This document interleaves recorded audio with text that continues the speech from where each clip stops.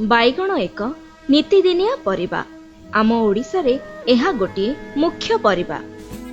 आम ओडिशार प्रति जिल्लारे वर्ष सारा बाइगण चाष करा जाई थाए। तेबे साधारणतः देखा जाए वर्ष सारा बाइगण मिलुथिले मध्य जून ठारू अगस्त पर्यंत बजार रे भलो बाइगण मिले नाही, आउ जहा भी मिले चढ़ा दर रे किनिबाकू पड़ी थाए। तेबे चाषी भाई माने उपयुक्त जमी निर्धारण करी ठीक पद्धति रे चाष कले एही समय रे मध्य बेस लाभवान होई परिबे। जमी को 3 रु 4 थर भल भाबरे ओडो चाष करी माटी को गुंड करी देबा उचित। एकर पिछा 10 टन गोबर खत बा कंपोस्ट देई जमी प्रस्तुत करिबा आवश्यक।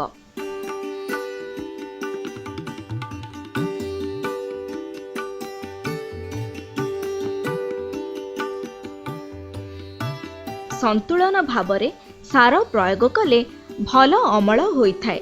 हेक्टर पिछा 100 रु 120 किलोग्राम जबक्षारजान, 70 रु 80 किलोग्राम फस्फरस और 45 रु 50 किलोग्राम पोटास देबा आवश्यक।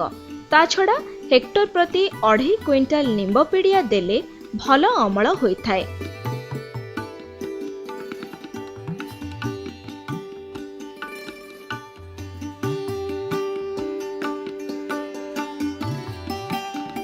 खरा दिने चाष करुथिले धाड़ी को धाड़ी 60 सेंटीमीटर और गछ को गछ 45 सेंटीमीटर चारा लगाइबा दरकार।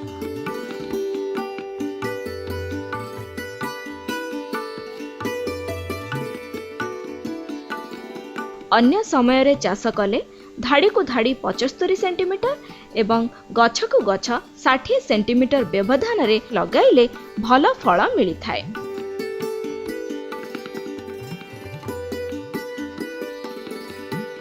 बाइगण साधारणतः आस्ते आस्ते बढ़ी थाए, फल बाइगण कियारी रे घास बहुत बढ़ी जाए। तेणु कोड़ा खोसा करी घास बाछि देबा दरकार।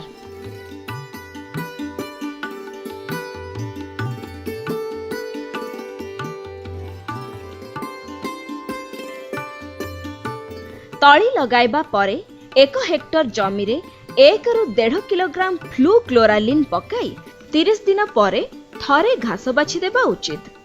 ता छड़ा जमी रे तली लगाइबार 4 दिन परे अर्थात घास उठिबा पूर्वरु 1 किलोग्राम आलाक्लोर किंबा बुटाक्लोर स्प्रे कले घास दमन होइथाए।